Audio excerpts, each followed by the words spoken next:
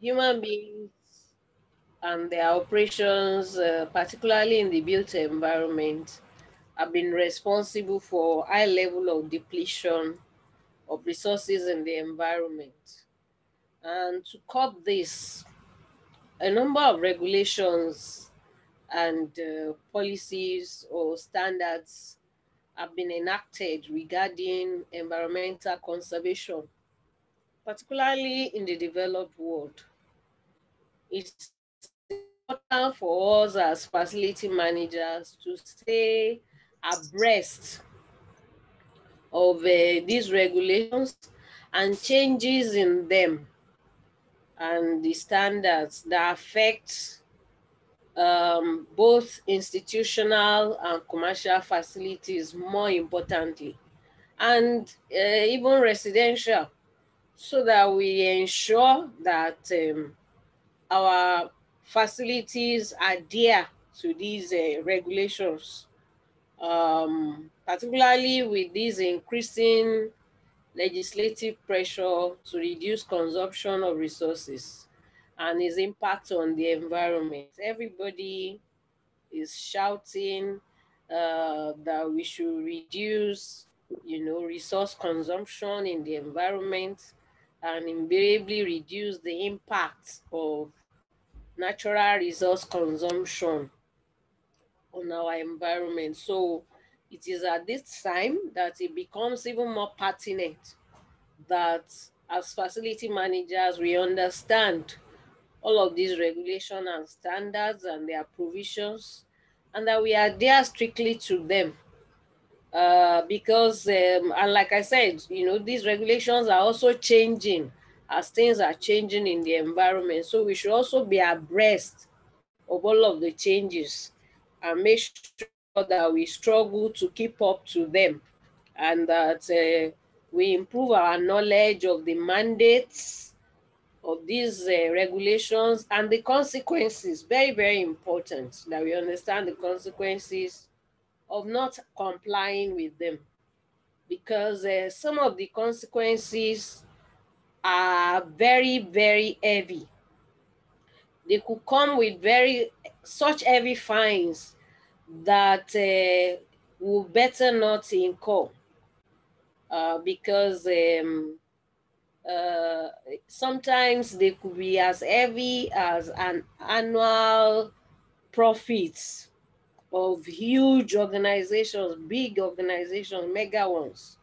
So it's important that we don't play with all of these regulations and changes in them, and that we adhere strictly to them. Is an important aspect of performance of facilities, keeping up and complying with all of these provisions. And that's why we need to understand all of these environmental issues in FM performance, so that we can know how to make our facilities perform better, how to make them to help our facilities reduce all of these impacts on the environment, while also avoiding any heavy fine as consequences of our not complying by these provisions. Maybe some of us will remember British Petroleum and the oil spill that he had a couple of years ago, and how much that oil spill cost. Maybe after the class, some of us can Google that BP oil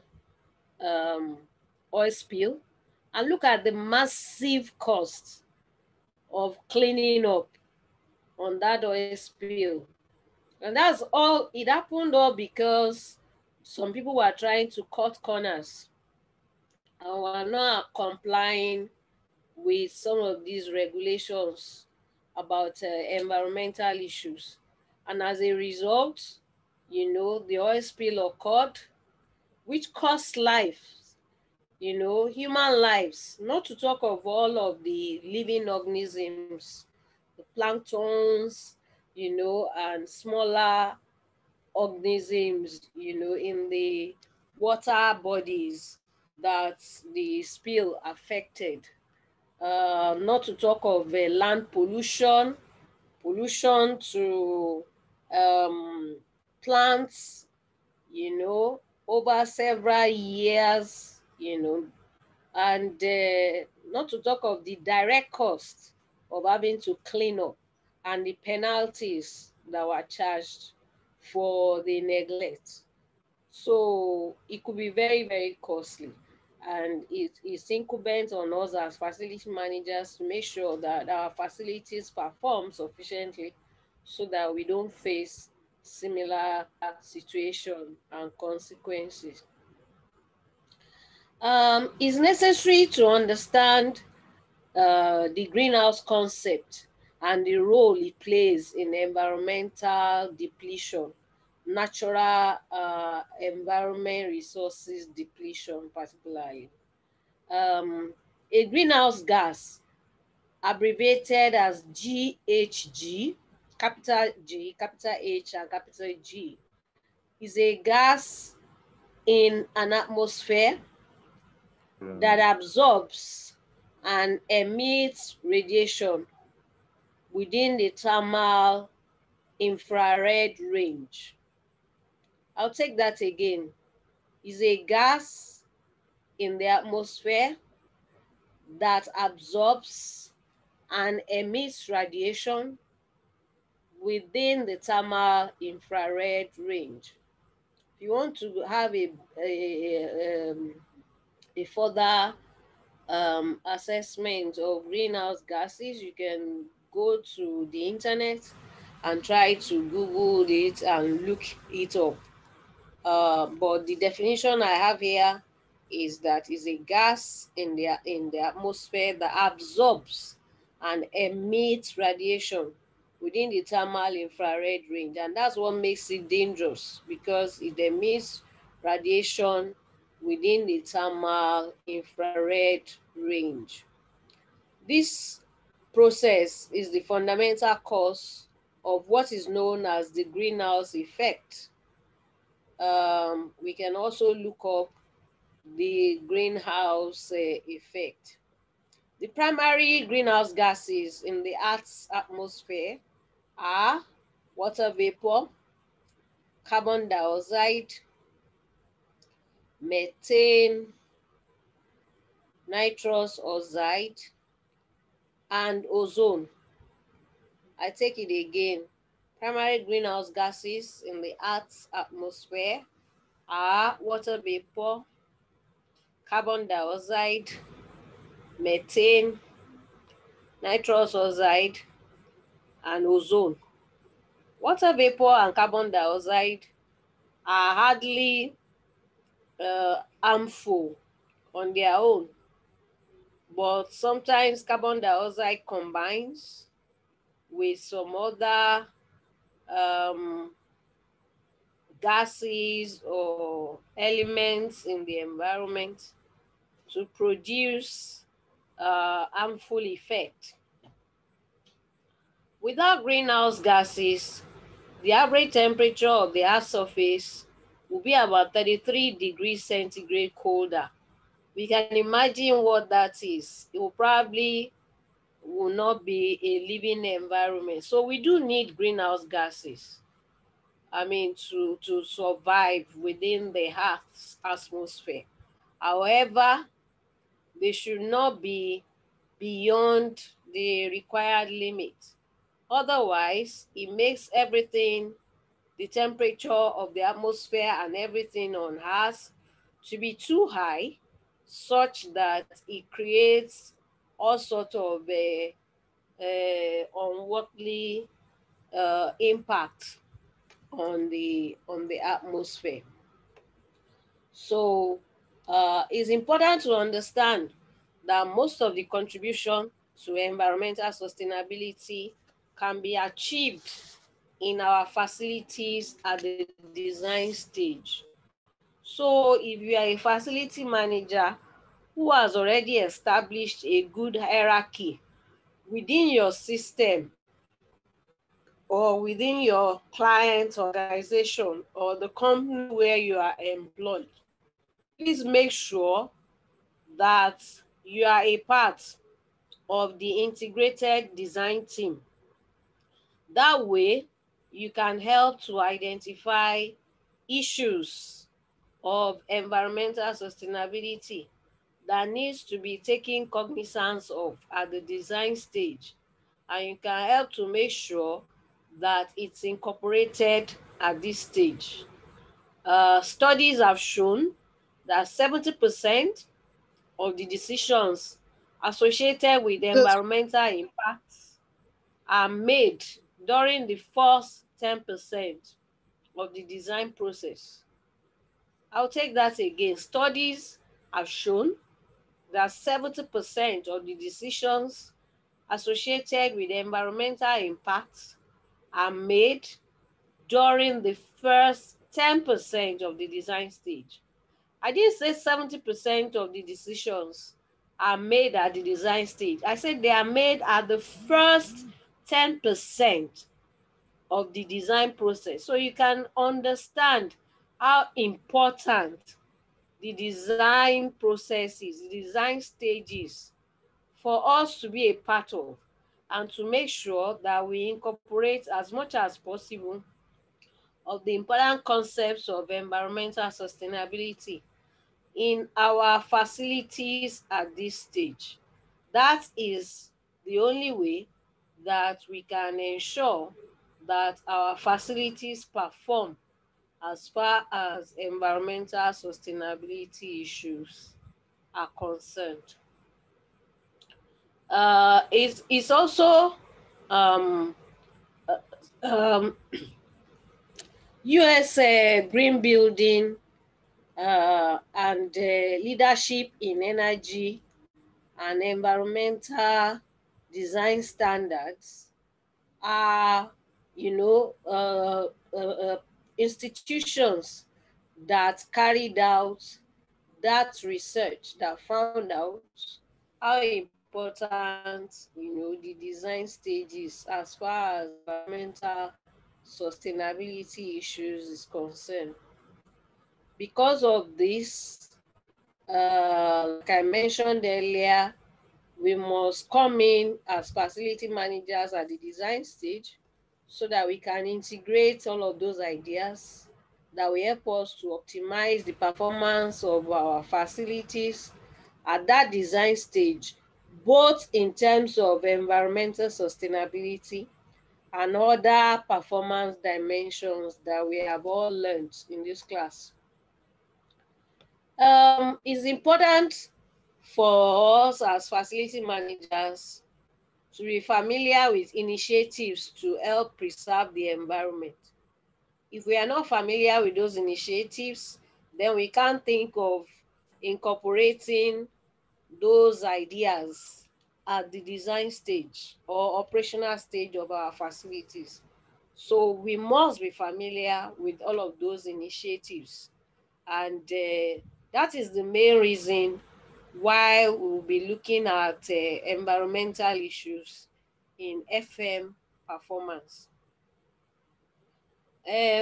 One of the very effective way or responsible manner in which facilities management can integrate sustainability into the operational environment is through use of green buildings. I believe a number of us would have heard about green buildings before. So green building is a very important concept, and we'll be looking into it in some details in today's class. The use of green building is a very important way to improve our environment and to make them more sustainable. Typical green buildings adopt many environmental conservation concepts. We will start by trying to understand what green buildings are, and then go on from there to examine some of these important environmental concepts that we as facility managers must understand. So we have said green building is useful in preserving our environment. But when we say green building, what do we mean? A green building is a building that in its design, construction, or operation stage reduces or eliminates negative effects or negative impact, and can instead create positive impact on our climate and natural environment. I'll take that again. A green building is a building that in its design, construction, and operation reduces or eliminates negative impacts on our climate and natural environment. And rather than the negative impact, it creates positive impact on this climate and natural environment.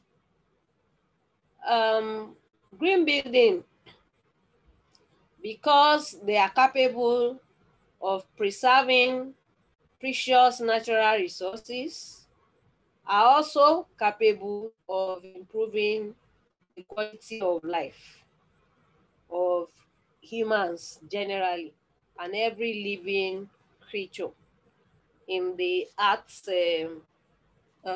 environment.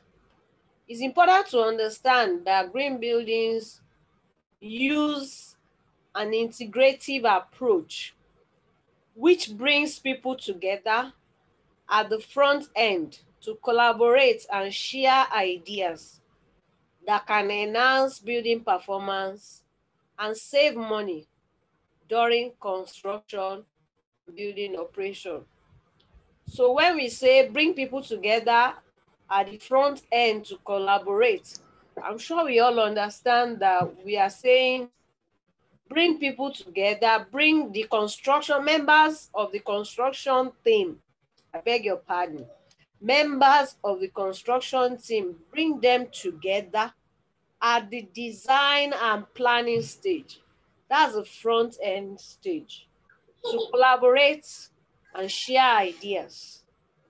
These ideas will be towards enhancing the performance of the buildings and saving money both during construction and the building operation stage.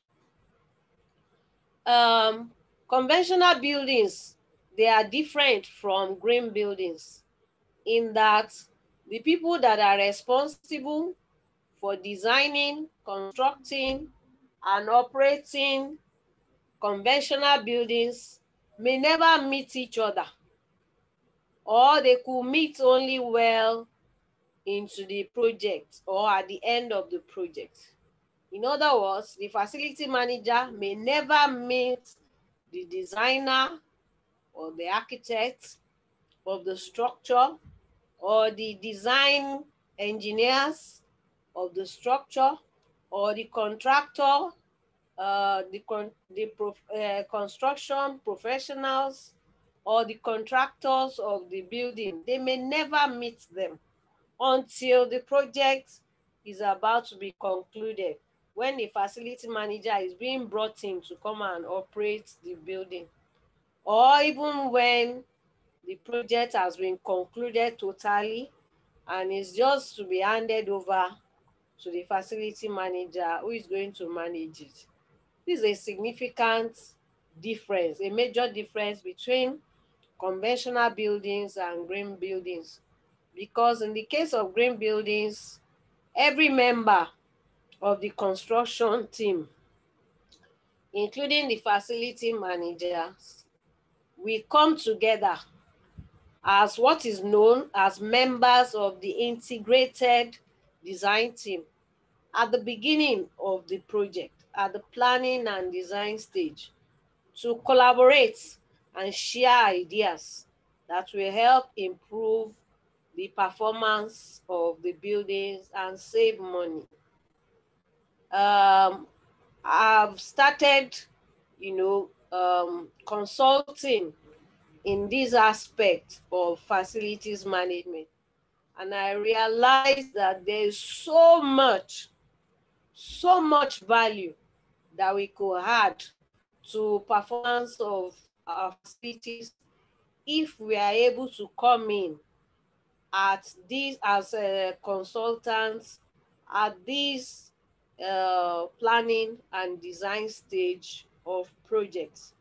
The other day, I was passing by the wings, that popular structure on Ozumba Mbadiwe, towards the end of Ozumba Mbadiwe. And I realized that the facade of the structure was becoming depleted very, very quickly and was becoming so dirty.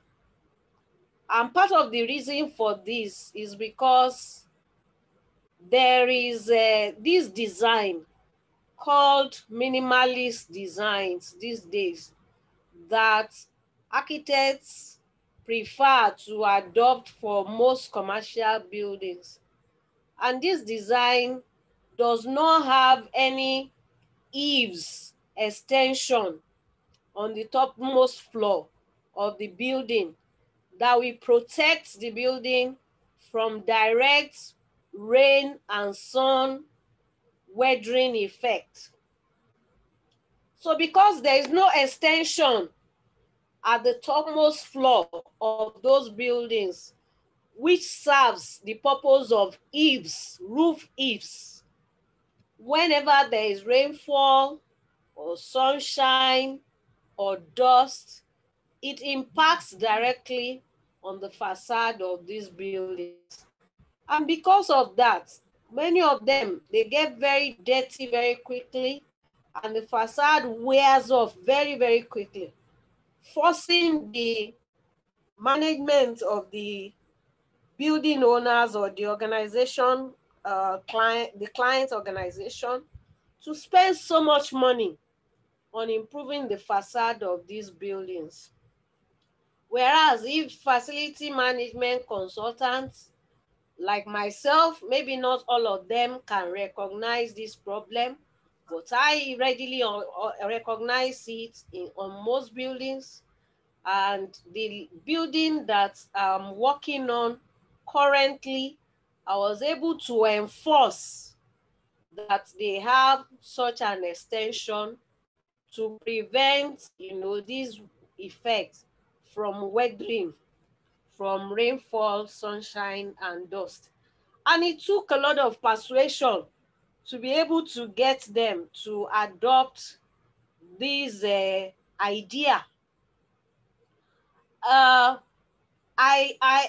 made those comments on the conceptual design 3 times over, and they still did not implement it until I had to, write a detailed, detailed, but small report on this aspect of the ideas that we have made for improvement of that conceptual design before they could understand and then adopt it in the design. So what I was going to say when I mentioned the wings is that this failure to take cognizance of this at the design stage of that project, just as in many others, has caused a lot of depletion in the quality of the facade of that building, and it's looking so dirty now. And to my amazement, when I was passing by like 2 weeks ago, I now noticed that they have now started, adjoining a kind of eaves to the topmost floor of the building in the form of some metal, adjustment or addition to that topmost floor that will now serve as a kind of mechanical eaves, as if, you are trying to fly the wings of a plane. So, you know, those are adjoining uh, metal or mechanical eaves now. They are in progress. They are being installed as we speak, and some of the uh, facades, some of the elevations of the building are already spotting these adjoining mechanical eaves to protect the facade of the building. So you can see that if you fail to make all these provisions at the design stage, it's not going to cost you so much more, either in the upkeep and maintenance of the building or in making this provision later on when the building is in place. So you can imagine how much money the owners of that building could have saved if they had somebody like me to come and help them incorporate that unique need at that design conceptualization stage, like I'm doing for some of the projects that I'm consulting for right now. So it really pays to have that integrated design team that incorporates the facility manager, management consultant. It doesn't necessarily have to be the facility manager that will manage the property. In fact, in most cases, the facility management consultants are people who are in the academia, and they are more particular about strategic facilities management than people who just carry on operational facilities management. So it's important to have them be a member of that integrated design team. So that's a major difference between conventional buildings and green buildings. Green buildings have all of these members at that beginning, at that planning and conceptualization stage, to help integrate ideas so that the building's performance can be enhanced and a lot of money will be saved, so that the bottom line for that building can be enhanced, while productivity of users within the building can also be enhanced to improve the client organization's bottom line. So this is an important thing you need to note about that major difference between green buildings and conventional buildings. Another important way to make buildings green is through commissioning. I believe that we have had cause to discuss what commissioning is in the course of this class. Commissioning is a walkthrough inspection of a newly completed project so as to identify all of those inadequacies or inaccuracies or deficiencies in the design, in the building elements, in the finishes, in the fixtures and the fittings that needs to be rectified before the people who will occupy the building will move in. So commissioning is not cutting of tapes like a celebration or event like most of us think when they say the government is commissioning a building. Commissioning in building construction or facilities management balance is actually a walkthrough inspection of the facility to identify all of the deficiencies and inaccuracies and inadequacies that needs to be rectified before the occupiers come in, so that these inadequacies will not impact on the performance of the occupiers.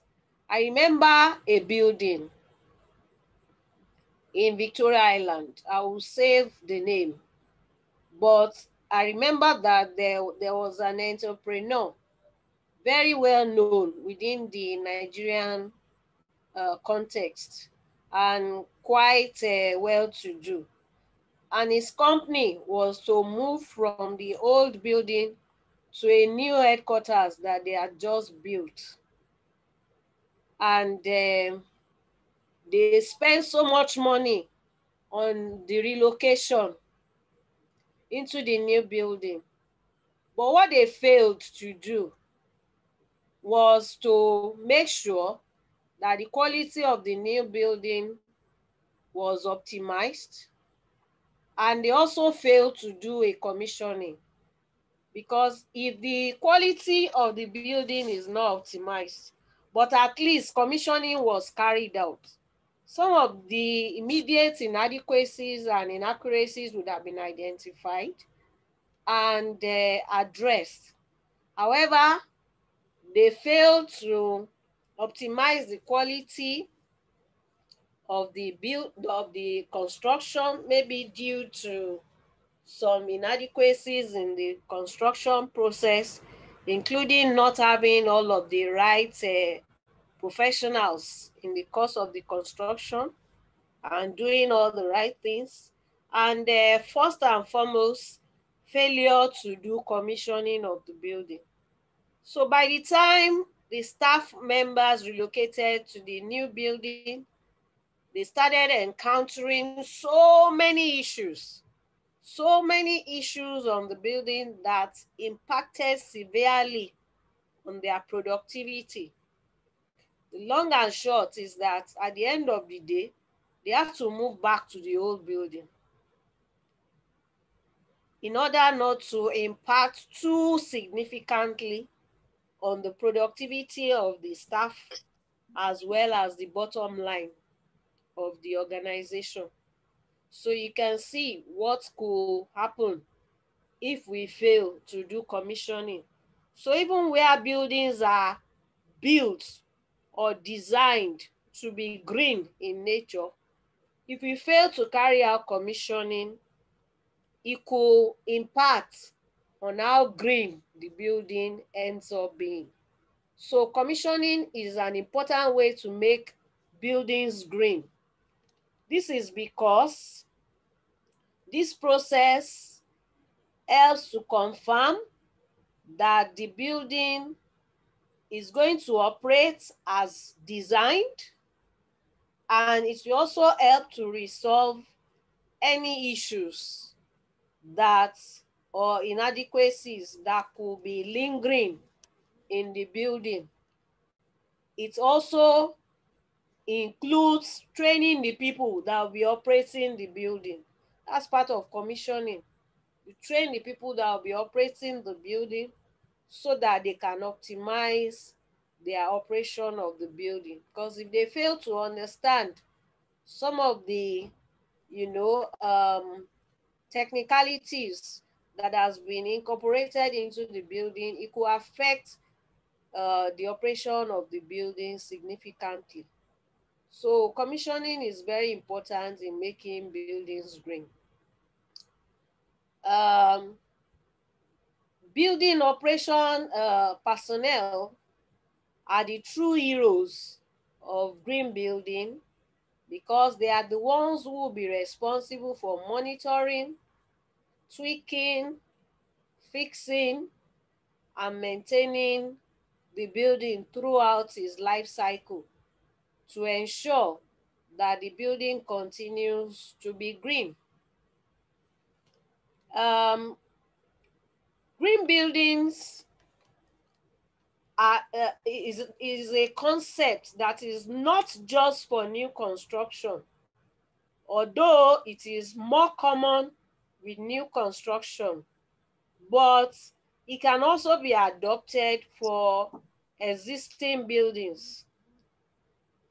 And this could be achieved through green retrofitting of these existing buildings, renovating them, or remodeling them in a way that they will now have all of the features of green building. We'll be taking a break in a short while. But before we go on that break, I want us to look at the features of green building.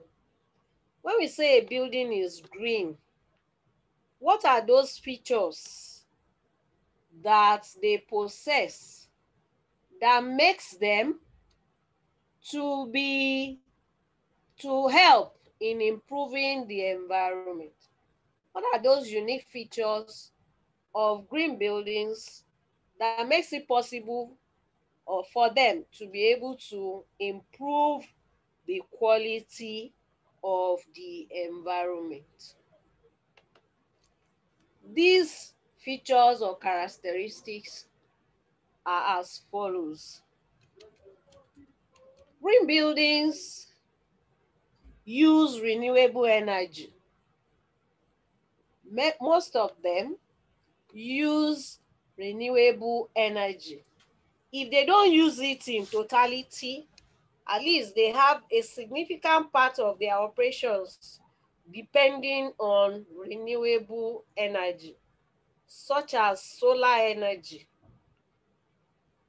Okay, so you might find installation of solar panels on the roof of a home or an office building or a commercial building that will help to provide significant renewable energy through solar energy. There are other sources of renewable energy such as wind energy. Okay, so, and there's also nuclear energy, which is very uncommon in this climate and is even discouraged largely in a lot of the developed world climate because of some of the security and safety issues that could emanate from it, particularly global security. However, it's a good form of renewable energy and helps to conserve the environment. Another important feature, apart from use of renewable energy of green buildings, is pollution and waste reduction. Green buildings adopt a lot of pollution and waste reduction measures in its designs and operation. And this enables them to adopt the 3 R's, which is reduce waste, reuse waste, or recycle waste. So most green buildings adopt this 3R concept in pollution and waste reduction. Another feature of green buildings is that they use plumbing fixtures with low flow, particularly for toilets and urinals and their faucets and their shower heads.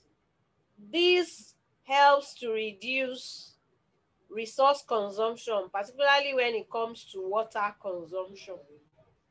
So it reduces significantly waste of water resources. And this is achieved, like I mentioned, through retrofitting of plumbing fixtures and fittings in such a way that they have low flow. Some of those features include the toilets, the urinals, the faucets, shower head, taps, and so on and so forth.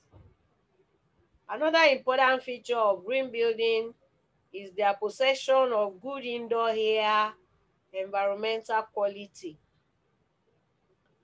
Green buildings are designed to be able to provide very good indoor air quality. They are such that indoor air contaminants are usually not possible because of all of the design features that would have been incorporated into the buildings to be able to prevent, these indoor air contaminants such as fumes, such as gases, such as gas emitting furniture and fittings and fixtures, and even their pest management and prevention mechanism will be such that they will not impact negatively on the environmental indoor air quality. So green building offers very good environmental air quality that prevents against indoor air contaminants, and that promotes very good ventilation in the building. Another important characteristics or features of green buildings is efficiency in energy use, as well as use of other resources like water, you know, and any other uh, resource that we might need in the buildings. For example, you will find them replacing lighting systems in commercial buildings with LED lamps that have been known to emit very low heat energy and consume very, very low energy wattage compared to uh, typical bulbs that we have, particularly the incandescent bulbs. Okay, even when you compare them to fluorescent lamps, they still save significant energy. Another important characteristics of green buildings is their use of materials that are non-toxic to the environment and that are sustainable and ethical. Okay, so green buildings try as much as possible to ensure that the materials they use for the buildings are non-toxic, they are ethical, they are sustainable. I mean, such that they have maybe fire prevention and protection qualities that will make them sustainable. They will have flood prevention qualities or water ingress qualities, water ingress prevention qualities that makes them generally sustainable. Even where there are earthquakes or other natural disaster, green buildings have been known to be able to withstand some level of these natural disasters and be able to remain standing even after encountering such natural disasters. And that's what we mean by being sustainable. Okay, so that's another important feature of green building. Another important feature is that they adopt designs that enables adaptation to a changing environment. So as our environment is changing, like we're having rising temperatures, in the uh, on Earth generally now, where you are having increasing flooding and you are having increasing deforestation and increasing desertification. As all of these changes are taking place and there are needs to adapt the buildings to this changing environment so as to further reduce depletion of natural resources or the impact of these changes, okay, the buildings are capable, the designs of such green buildings are capable to do all of these responses effectively. So that's another important characteristics of green buildings. So these are the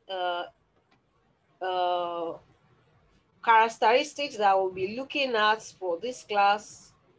Like I mentioned to you earlier, while it is not an all-exhaustive list, it's an extensive list and sufficient to let you understand, you know, in details what the characteristics of green buildings are and why these characteristics enables them to help in improving the quality and sustainability of our environment.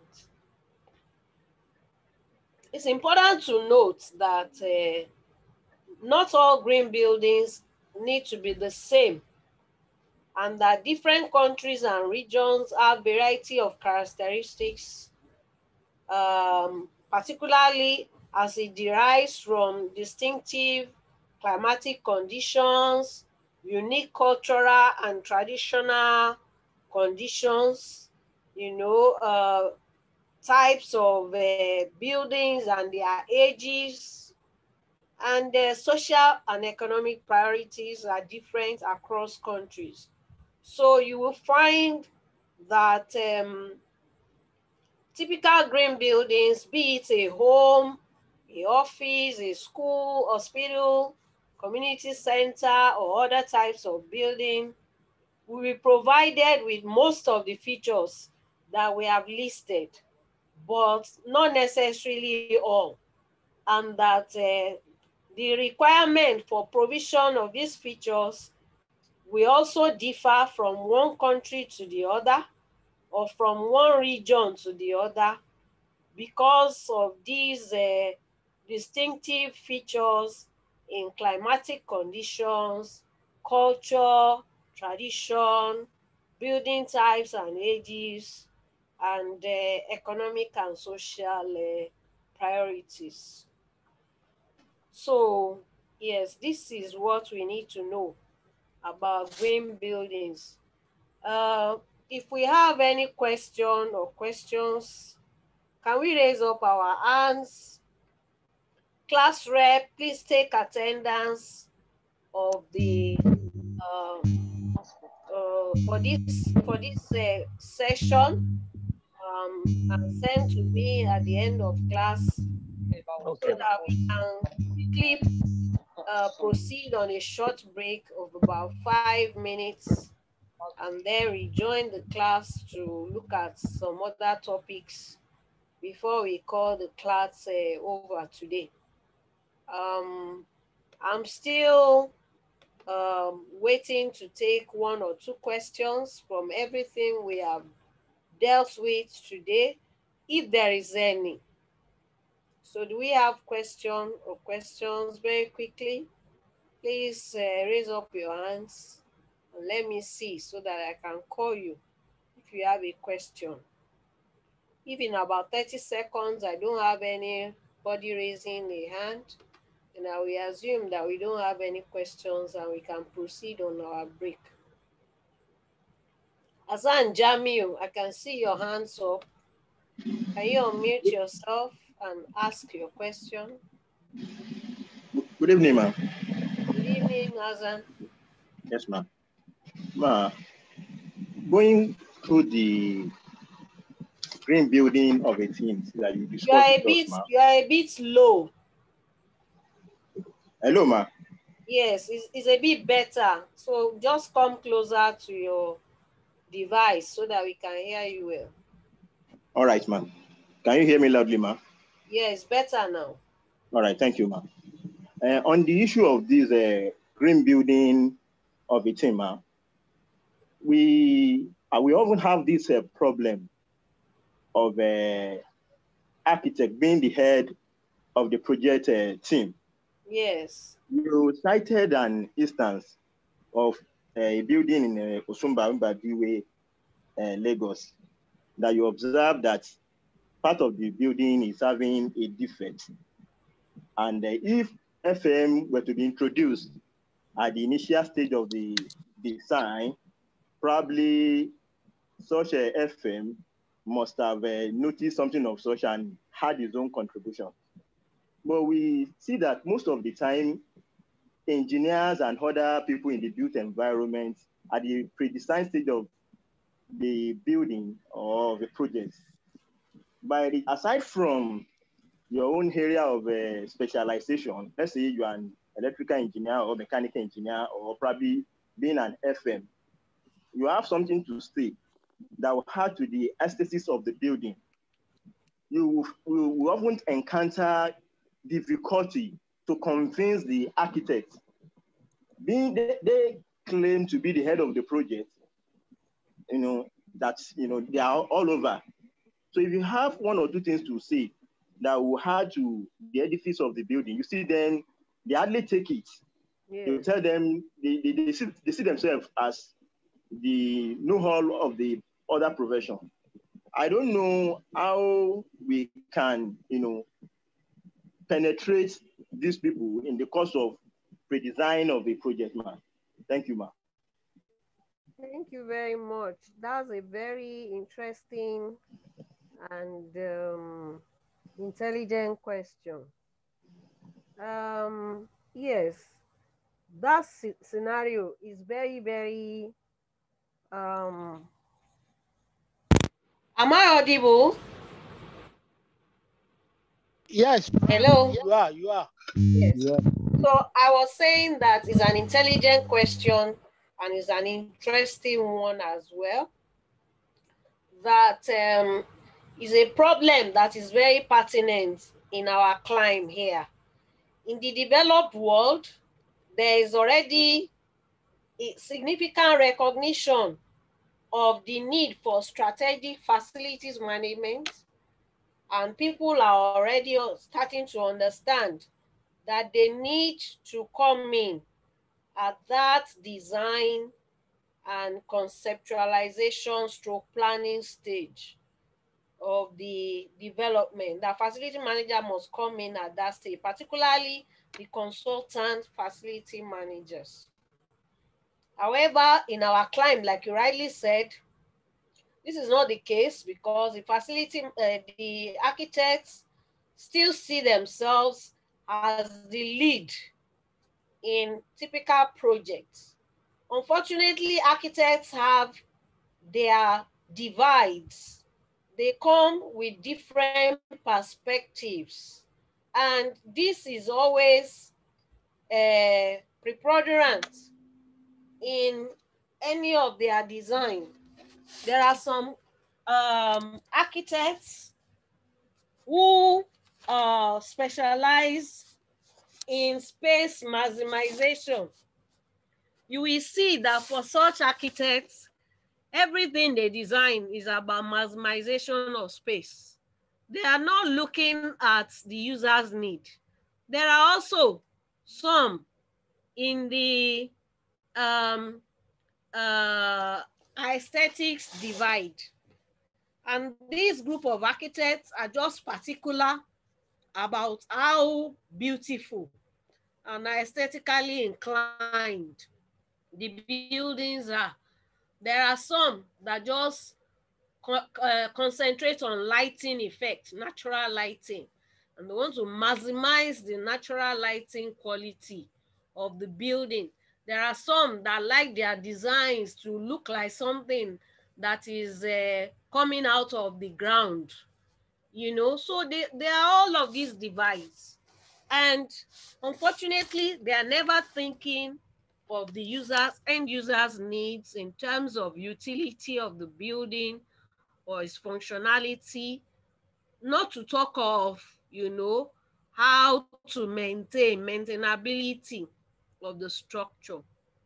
However, you know, the only way to achieve, you know, this required involvement of the facility management consultant at that appropriate stage of design is by enlightenment.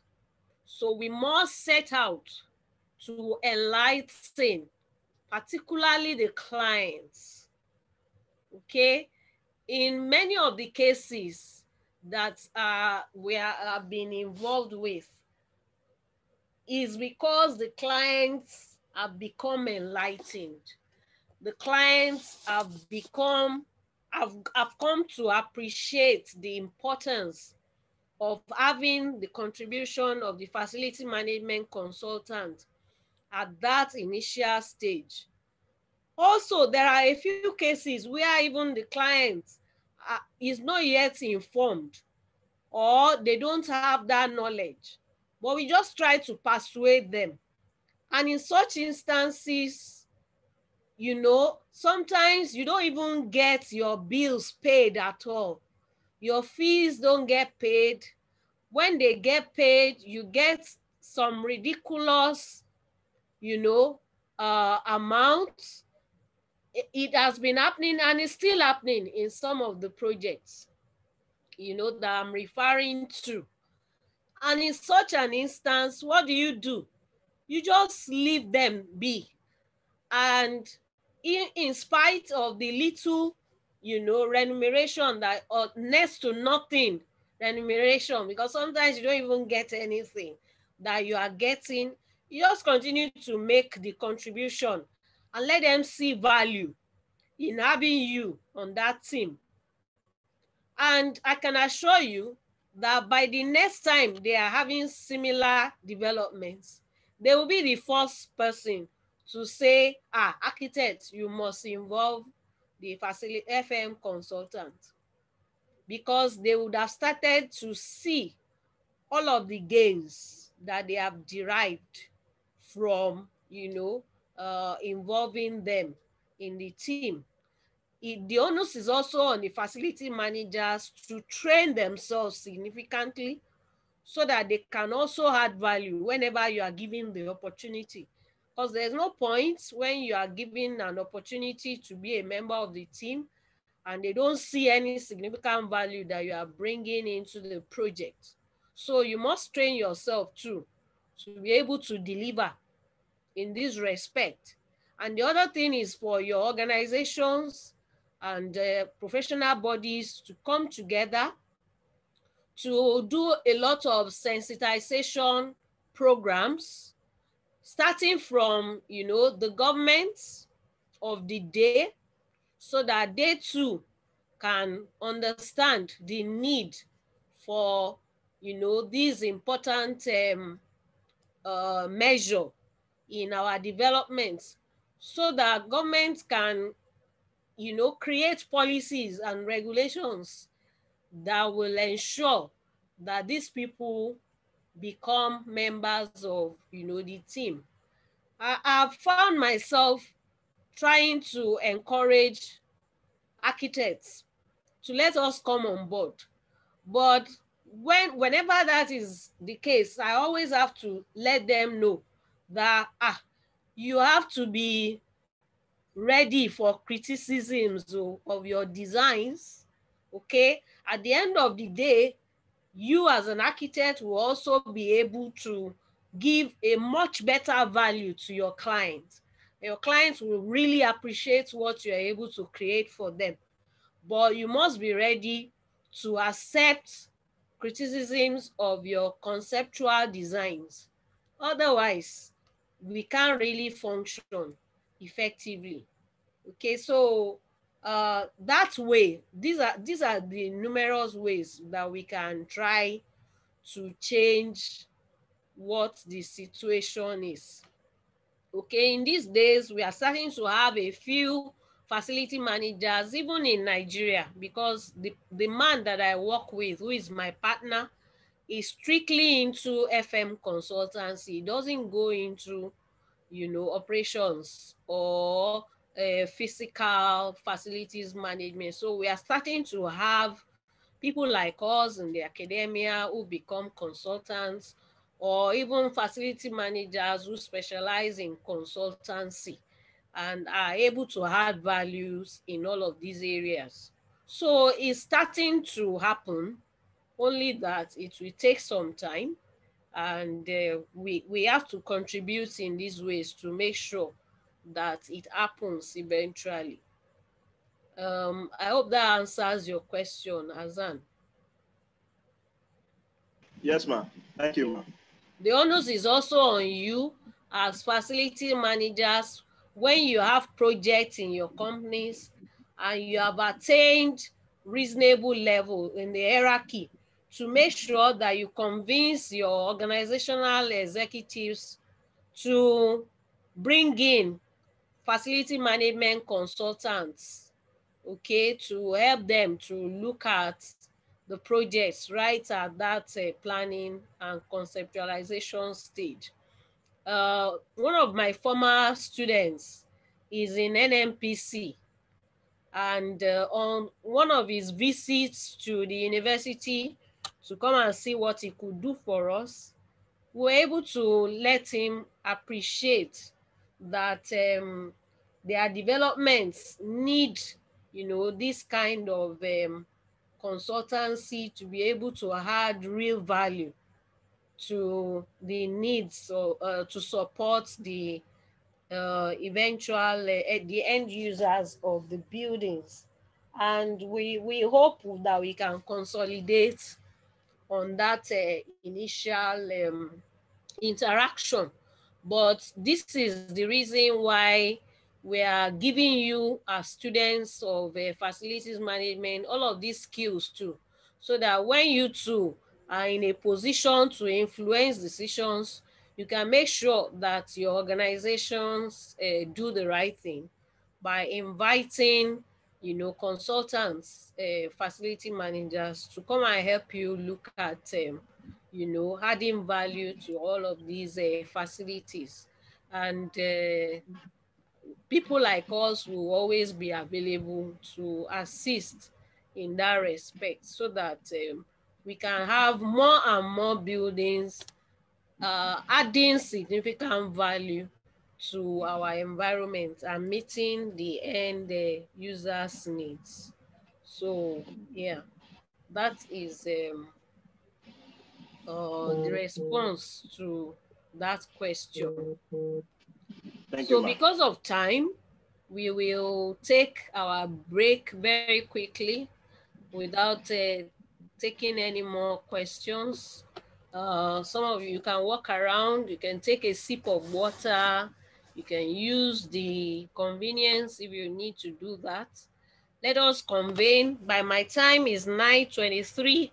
Let us convene back by 9:30, so that we can then quickly look at a few things that we can before we call the class over. Okay, ma'am. Thank you, ma'am.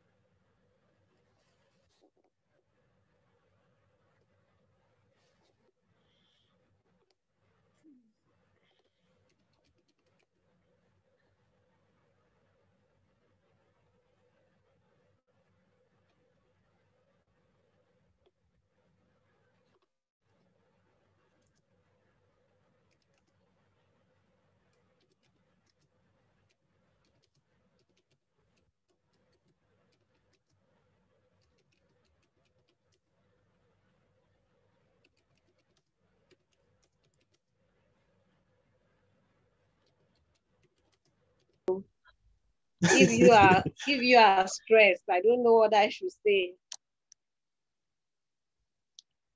Okay, so I'm back. Let us continue from where we stopped. Welcome. Thank you very much. So if you look at all of these characteristics and or features of green building, you will realize that there are some environmental sustainability concepts that are indicated in these features. So if you get a question that says, you know, list the environmental sustainability concepts that are indicated in the features of green building, that's what we're talking about. So these environmental sustainability concepts, we need to be aware of as facility managers. We need to understand them. We need to know what they are.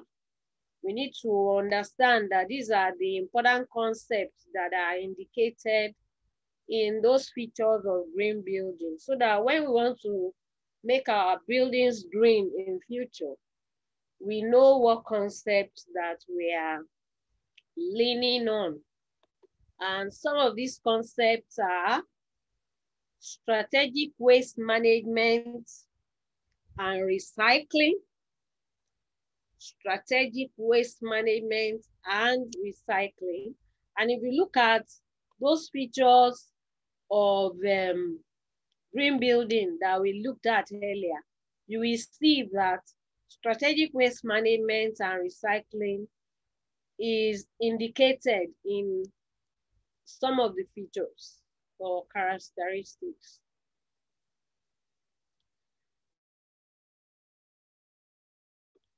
A strategic water resource consumption management. Strategic water resource consumption management.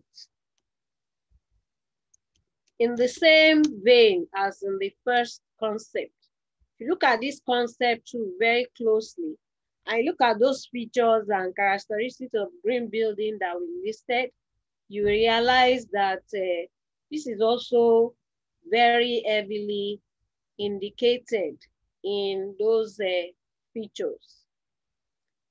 Can anybody tell us some other features, some other sustainability concept, environmental sustainability concept that is indicated in that list of features or characteristics of green building that we haven't mentioned? Quickly, one or two people.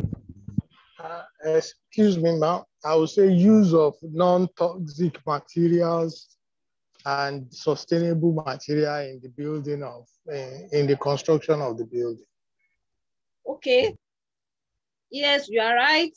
That is one of the features. However, as a concept of environmental sustainability, I think what you have just mentioned is subsumed under some other concepts. I hope I'm clear to you. Okay, ma'am.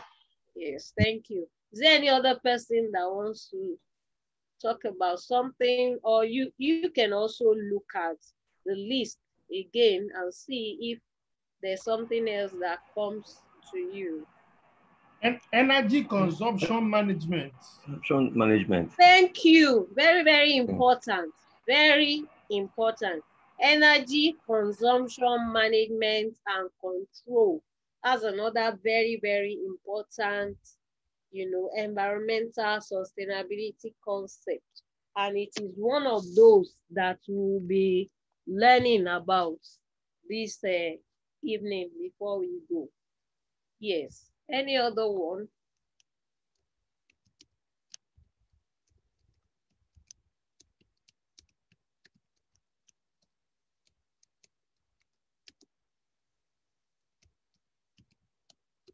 Any other one? What about carbon emission reduction? Carbon emission reduction. That's also very well indicated in those features. So strategic waste management and recycling, strategic water resource consumption management, carbon emission reduction, energy consumption management and control, and renewable energy. Renewable energy concept.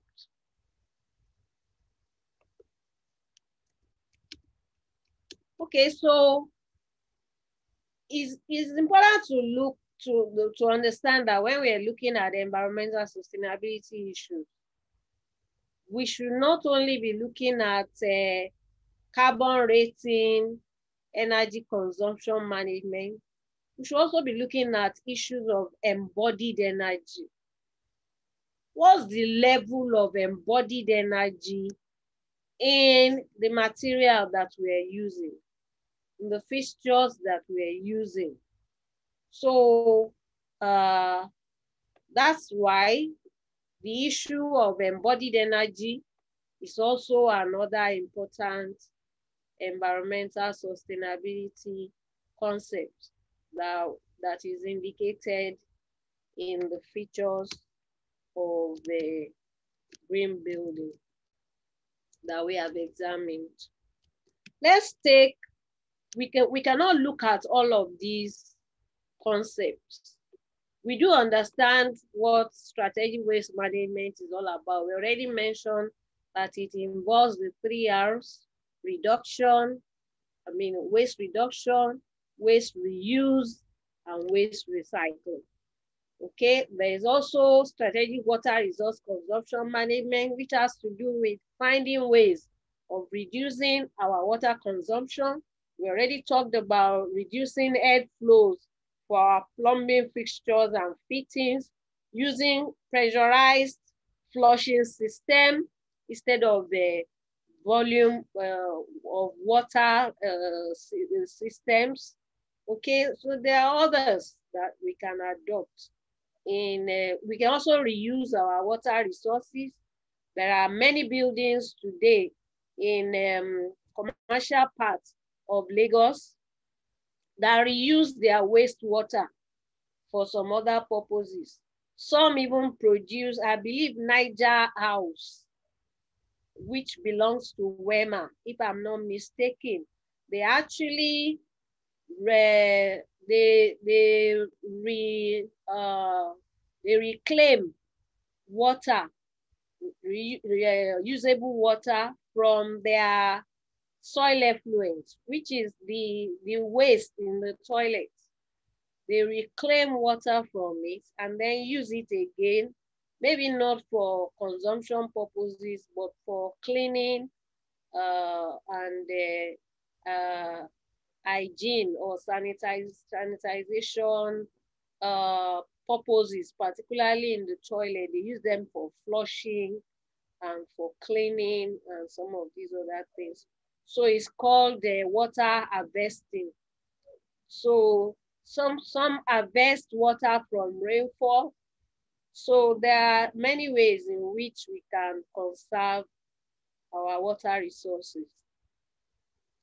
But the ones that we will be discussing in details will be carbon emission reduction, and energy consumption management and control, as well as the concept of embodied energy. This is because these are very, very directly and heavily impacting on the negative contribution of buildings and facilities to the environment. So they need to be deeply understood by us so that we can know how effect. So let us look at what we mean by carbon dioxide emission reduction. is a very important concept in environmental sustainability. And it that carbon dioxide emission is the principal source of environmental pollution. And maybe that's one of the reasons why this concept is important for us to understand deeply. It is the principal source of every environmental pollution. And because of that, there is significant legislative pressure to minimize its impact on the environment by reducing carbon dioxide emission. Okay, so like I said, we'll be examining it in greater details because of this. Carbon emission is carbon dioxide that is emitted into the atmosphere. Again, carbon emission is carbon dioxide that is emitted into the atmosphere from the burning of fossil fuel in solid, liquid, or gaseous forms. So anytime you have our processes within the globe, particularly within our facilities, emitting carbon dioxide into the atmosphere, okay, particularly processes that involves burning of fossil fuel, carbonized fuel, those are fossil fuels. In either solid, liquid, or gaseous form, we say we are emitting carbon. That is carbon emission. Researchers have indicated that examining energy consumption on the basis of type of fuel shows that power stations is the main source of carbon emission. Power station is the main source of carbon emission. So if you look at all the major consumption sources of energy in the globe, you will realize that particularly those that use fuel, you will realize that power stations is the main source of carbon emission. These sources include energy production for households, energy production for industry through coal, gas, and oil. Okay, so these are some of the ways in which power stations becomes the main source of carbon emission. This is followed by transport and industry. Power stations as the main source of carbon emission is closely followed by the transport industry and industries generally.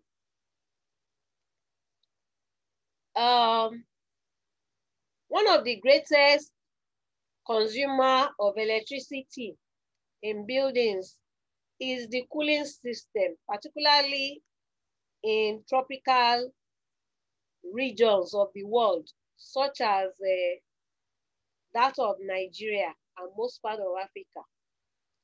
And this is why energy management as a concept, as a sustainability concept, will also be examined in details in this course. Carbon dioxide emission can be reduced through some means. What are these means through which we can reduce carbon dioxide emission? The first one, we will look at them, not necessarily in the order of magnitude or importance, but we'll just look at the numerous ways that we can adopt. One of them is use of energy sources that are not carbon-based. So if you adopt other energy sources. Since we said power stations, which is source of energy, is the lead source of carbon emission into the atmosphere. It means, therefore, that if we're able to reduce consumption of energy in the form of fossil fuel that is not carbon-based, in other words, we can have significant reduction in carbon emission. And that's why use of energy sources that are not carbon-based is a very important way to reduce carbon emission in our atmosphere. And some of these non-carbon-based energy sources include wind. I mentioned that to you earlier. It includes nuclear power. It includes wave tidal sources of energy. It includes solar energy, instead of even hydro energy, instead of sources like coal or crude oil, or burning of trees, which is a type of fossil fuel as well, which are all carbon-based energy sources. The most of these sources, for most of these sources, that are non-carbon based, a user cannot unilaterally decide to adopt them. And that is the limitation of these non-carbon based energy sources, except maybe solar. And even solar is just becoming popular in our context today.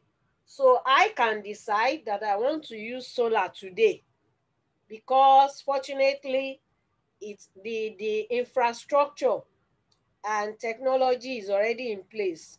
But that was not the case a few years ago. But for most others, particularly wave tidal wave sources or wind sources or nuclear sources, it's very difficult for an individual to just decide unilaterally that they want to adopt them. They can only adopt them when they are available in the community, where the community has decided that they are going to be using that non-carbon based source. And they now make the infrastructure and technology that will make it available to the populace, available within the community. It is only then that one can decide as a facility manager to just adopt these systems. Otherwise, it's difficult to unilaterally decide to adopt them. And that's a great limitation for this type of energy source. So like we mentioned earlier, this is with the exception of maybe solar and wind, because it's very difficult for an individual to set up wave tidal source of energy or nuclear energy or hydro energy supply. So unless the government or the community generally is adopting that format, then an individual may not have access to them.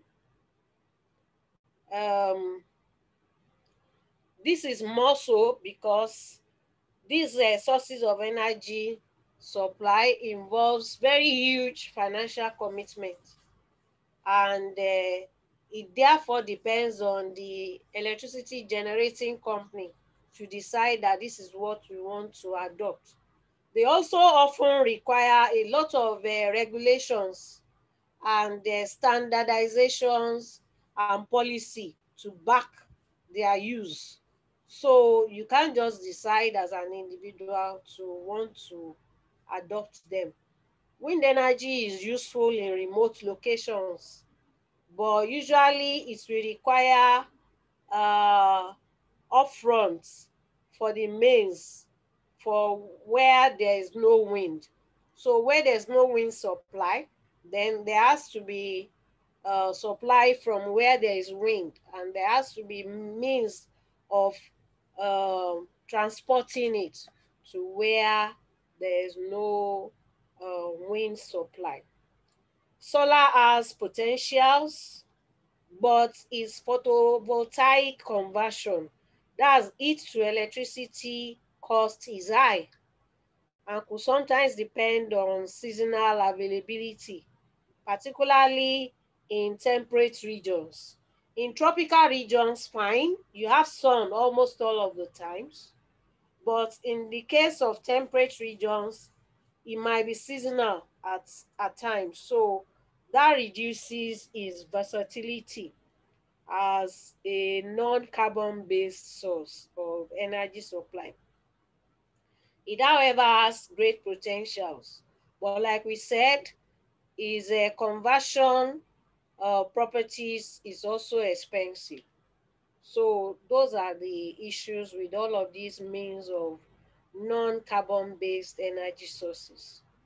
Another way you can reduce carbon emission is through reduction in fossil fuel powered transportation vehicles. So if you reduce the consumption of fossil fuel, which in this case is diesel and maybe petrol, if you reduce their consumption in transportation vehicles, okay, and instead adopt electricity powered cars like is being solicited these days, then you can reduce significantly carbon emission. Remember we said transportation is the second leading cause of carbon emission in our atmosphere, next to power stations. So if we're able to reduce consumption of fossil fuel in powering our transportation vehicles, then we'll be able to reduce carbon emission very significantly too. It's being recommended, particularly in the developed world, that 15% of all cars produced annually now should be electricity fueled ones.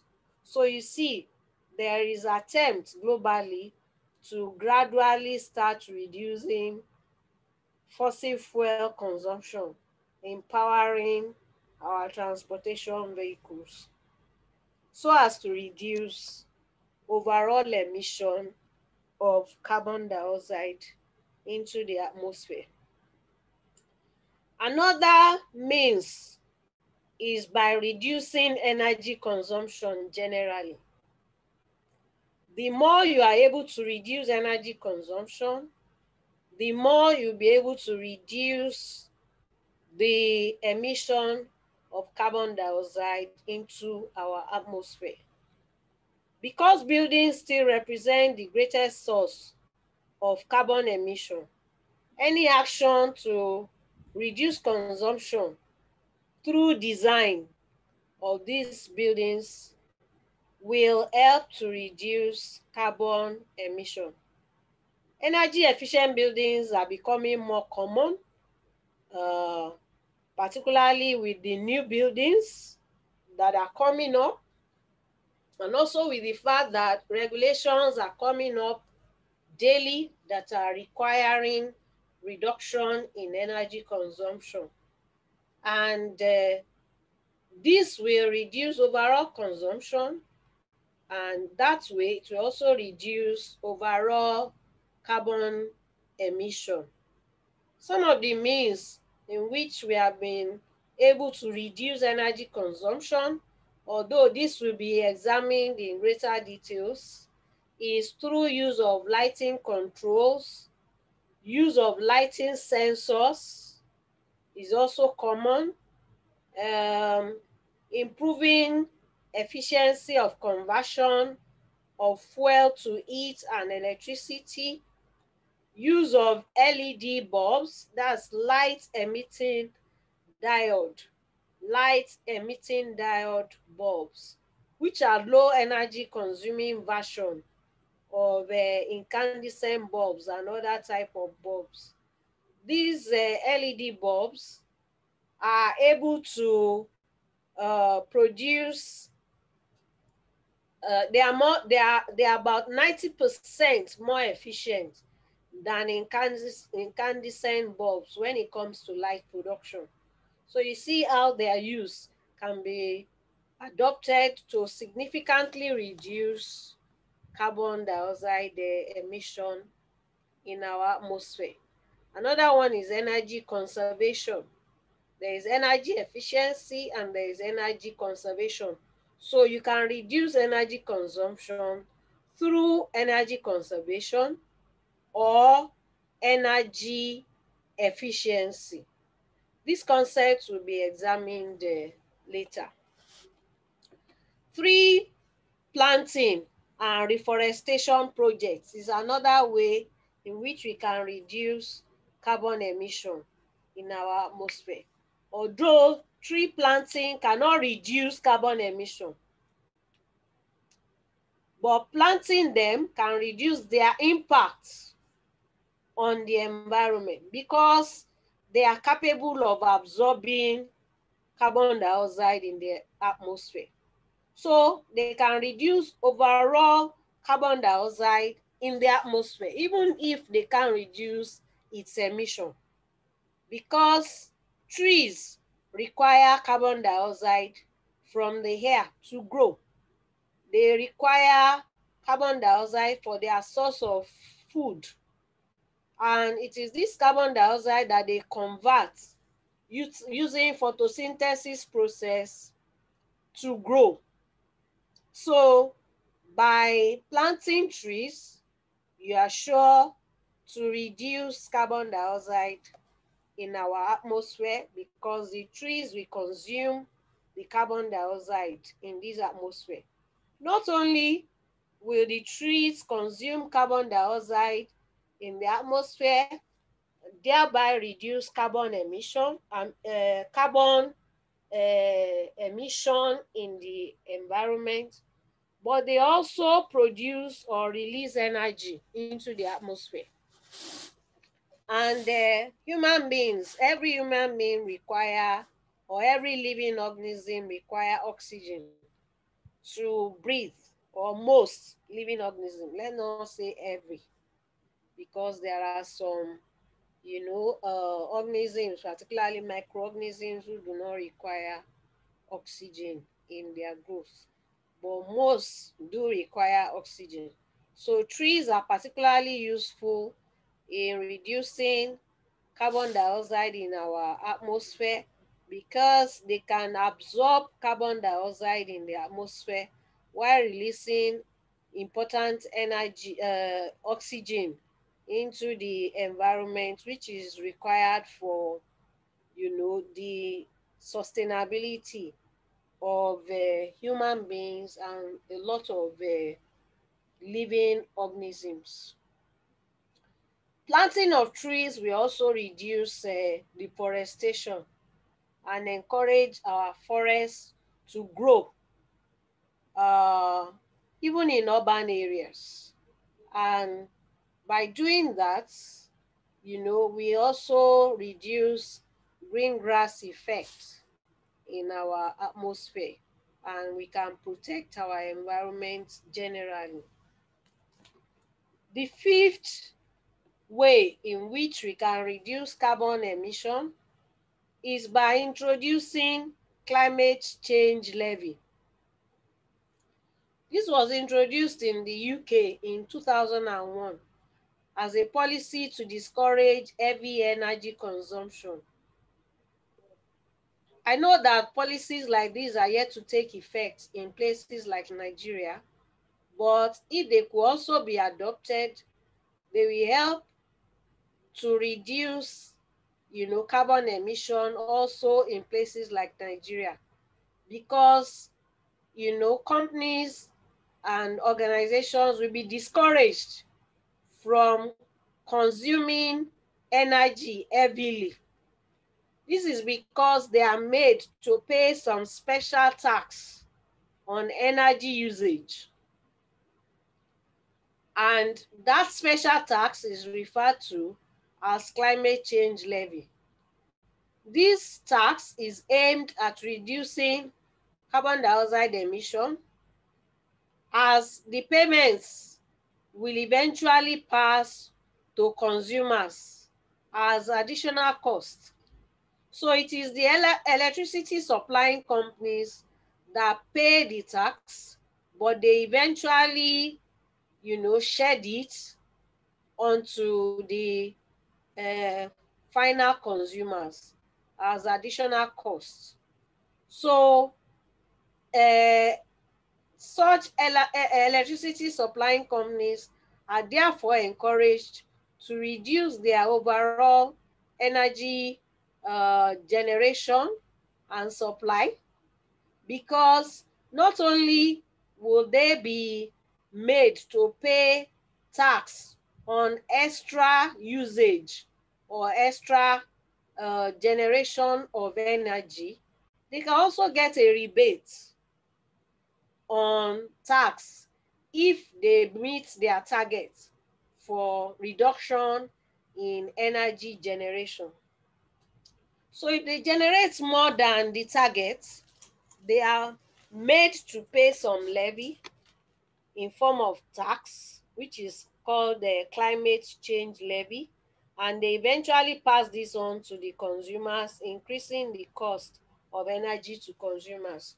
So this discourages the companies from overshooting their targets, because not only would they be made to pay extra tax for overshooting the target, if they don't overshoot the target, they also get rebates. So it is better for them to not meet that target, so that they can not only not have to pay the tax, but also get some tax rebate. So it's a good way of reducing carbon dioxide emission by discouraging heavy energy consumption. Another and final way that I have here is emission trading. Governments sometimes provide policies to enable emission of carbon trading. In this approach, total target for emission for a certain area is determined, and this will be made known to companies operating in this area. Any company that cannot meet this target or remain within that target of consumption and wants to pollute the environment more by consuming more energy have to buy energy.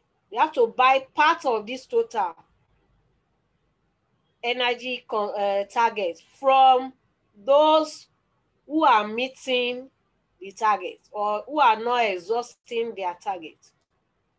So once this target is met, any new company intending to use energy and invariably pollute the environment must buy from those who have not hit their targets.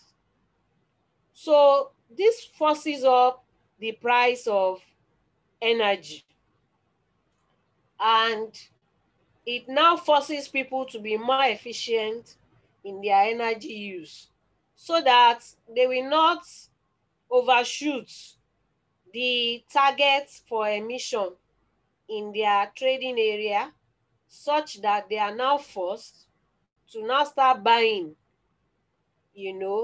emission or trading emission rights with communities that have not overshot their targets for emission. So this is also popularly used in the UK since year 2002, and is being used also in some other parts of the world. Although in developing contexts such as ours, such things are yet to take off. because of our lack of appropriate consideration for environmental sustainability issues. But it's going to catch up with us very soon. So we need to be cognizant of all of these methods of reducing uh, carbon emission, because we may have to adopt some of them. Now let us move to that is about carbon emission reduction, and you can see how extensively we have addressed that sustainability concept because of its level of importance. We will now be moving on to another very important concept, which is energy consumption control and management. While, like I mentioned earlier, every of the concepts that we have listed is very important in addressing depletion of global resources and the resulting environmental degradation, it is important to note that energy consumption control and management is very, very, very important, because energy consumption, the impact of facilities energy consumption on the environment is so severe. In fact, studies have indicated that 40% of energy produced globally is consumed within facilities, most of which are buildings. So you can see why it is very, very important to understand energy consumption control and management, so that we can be able to adopt that concept in improving the performance of our facilities as facility managers. Energy can be effectively managed with availability of real-time data on energy use. A good source of this is what is known as Advanced Energy Management Program. It's a software, AEM, Advanced Energy Management Program. And these programs allows next day availability of energy data. So it gives you real-time data on energy use. You can determine today how energy was used, in which area is the highest consumption, how much energy is now available for you by tomorrow, okay, to be consumed at other times. So this real-time data availability allows you to control and manage your energy use, so that today you can identify the areas that are consuming energy. You can be able to find the particular equipment that might be responsible for it, might be able to find the policy or the kind of processes that is responsible for that excess consumption, so that you can address it. You don't have to wait till the end of the month when the bill comes before you will know that you have consumed energy, heavily for that month. So the use of that real-time data through programs, software programs like the Advanced Energy Management Program, is a very useful way of controlling or managing energy consumptions. There are two main important concepts that, or sub-concepts, that we use in energy control, consumption control. And this is energy efficiency and energy conservation. A lot of people use them, synonymously, as if they are the same things. No, they are different. There are two different concepts in energy consumption control and management. Energy efficiency is totally different from energy conservation. And we will take the two concepts and try to understand them before we go in today's class.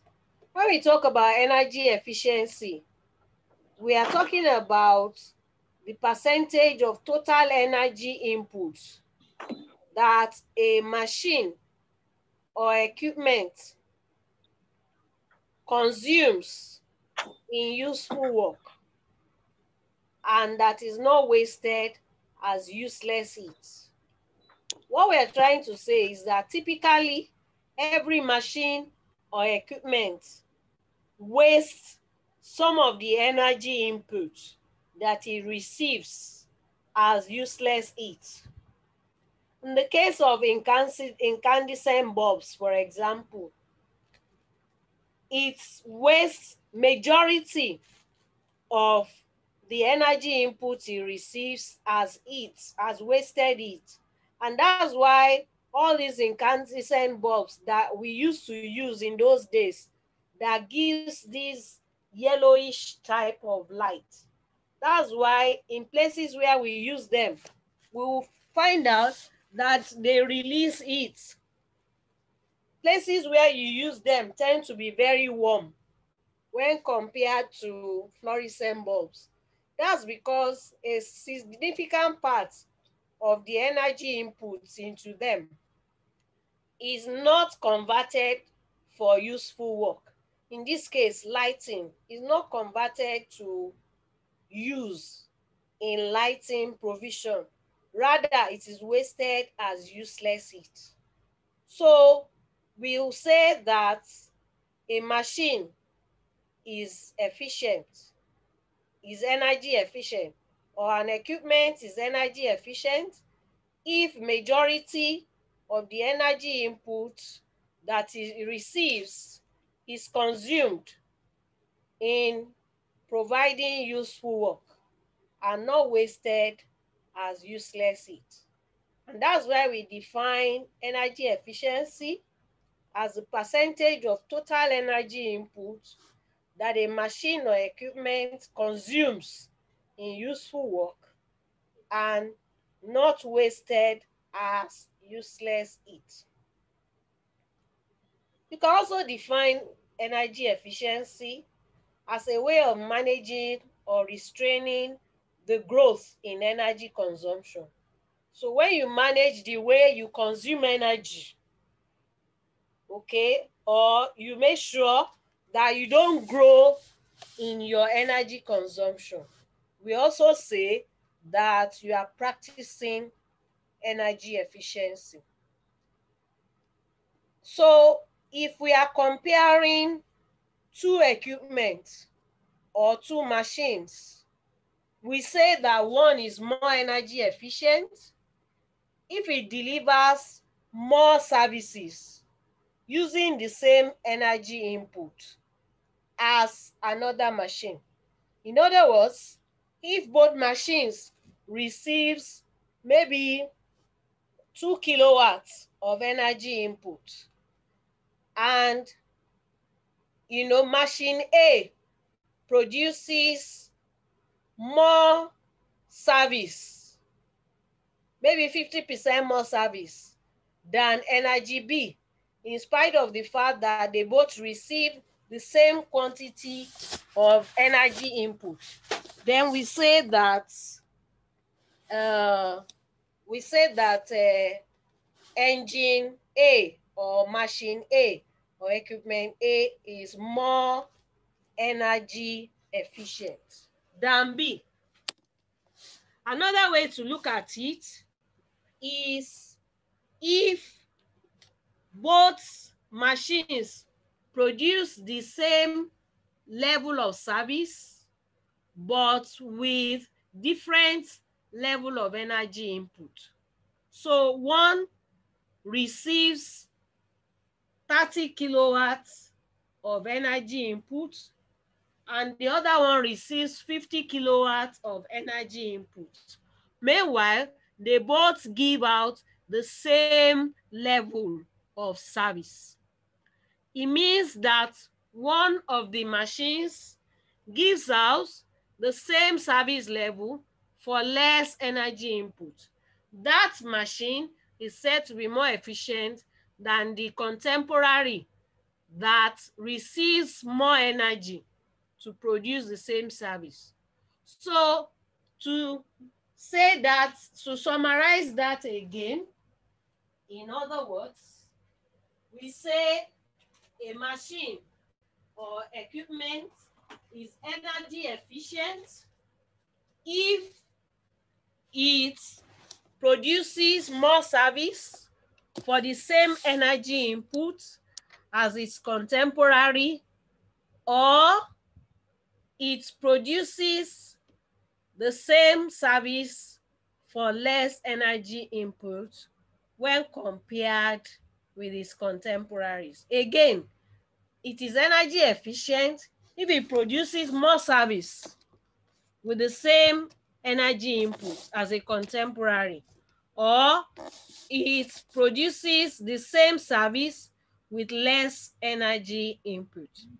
So an attempt to make our equipment or machines efficient is therefore also practicing energy efficiency. So what are some of the strategies that you can adopt in energy efficiency? Let us quickly look at a few of them. You can try to identify areas of significant heat loss and inefficient energy use within your operations by using, programs, particularly computer-aided programs, carrying out energy audits using these programs so that you can quickly identify areas of unnecessary significant energy consumption or inefficient energy use and address them before they become serious energy consumers. So that's one of the strategies. You can also promote energy efficiency through the use of what is known as building management systems. So these are, so we can say that you can use technologies to improve efficiency. So that's the second strategy. Use all sort of existing technologies now to improve, efficiency or promote efficiency of your facilities or the equipment or components within these facilities. One of these technologies is building management systems, known as BMS. Another of those technologies is what is known as CHP, combined heat and power. Combined heat and power. This has a way of converting heat energy to power so that the heat energy is not lost. The heat energy that is created in the conversion of energy input into useful work is now used for creating power instead of it being wasted away. So that is called CHP, combined heat and power. We have mentioned building management systems. Another one is known as passive infrared. Passive infrared, PIR. You can also use lighting control usages that has a way of turning itself on and off with a sensor controls. That is part of what passive infrared does. It can sense heat from people movement around it and then know when to turn on, your lighting controls, or turn them off after it doesn't sense any heat from movement after a while. Uh, it can also you can also use this similar control to turn off gas heaters or turn them down when the population of occupiers reduce significantly. You can also turn the power of such heaters or cooling devices down to reduce energy consumption. You can use furniture and other resources from sorry you can also use sensor controls like we mentioned earlier. This will sense movement and be able to switch off your equipment on and off as are required. Another way is to use what is known as energy optimization products. Energy optimization products. These are products that use energy in a smart way. Essentially, they use they are economical in their use of energy, and that way they minimize energy consumption and are therefore beneficial to organizations as well as the environment. You will find these energy optimization products having different ratings. If you go to buy an AC, for example, or a fridge, or an oven, an electric oven, they will indicate how, the level of optimization of energy that is offered by the product. And they usually rate them on an A to maybe E basis. A being the most energy optimization equivalent of the product, and maybe E being the least energy optimization equivalent. The A rated equipment are usually more expensive than the other rated categories. However, they optimize significantly your use of energy and use very, very, very minimal energy consumption. When I lived in Norway in the late 90s to early 2000s, and in the early 90s as well, because my tenure in Norway was dual in nature. I lived there in the early 90s, and then in the late 90s up to the early 21st century. So at those times, Norway already had these well-rated energy optimization products. So as far back as that time, we could find products that will be rated on an A to E basis, depending on how well optimized for energy consumption the products are. Like I mentioned, the A-rated ones will be more expensive than the B-rated ones, and so on and so forth. However, if you look at the cost reduction that they offer you in terms of energy consumption, and in terms of, not to talk of environmental protection, we're just talking of real costs now, you will find out that they are a lot cheaper in the long run than all these less energy optimized products. So another strategy is the use of those energy optimization products. All these LED bulbs too are a form of energy optimization products, because they are bulbs that have high luminous efficiency without consuming so much energy. Because of time, I wanted us to look at luminous efficacy because we have had to mention it in the course of looking at LED bulbs.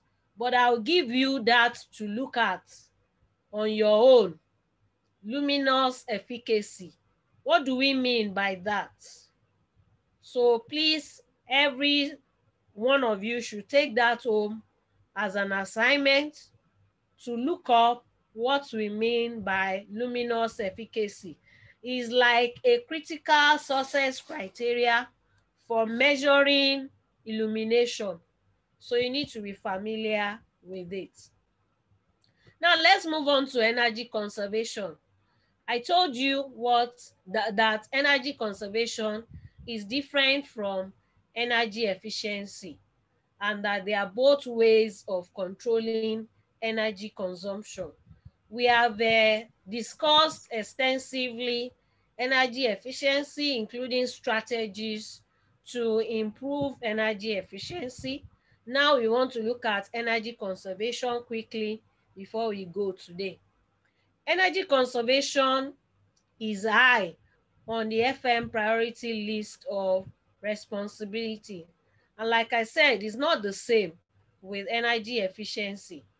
Energy conservation is a practice whereby you go without a service to save energy, or you reduce your consumption of a service to save energy. Energy efficiency has to do with reduction in conversion of energy inputs into work and minimizing the waste of energy input as useless heat.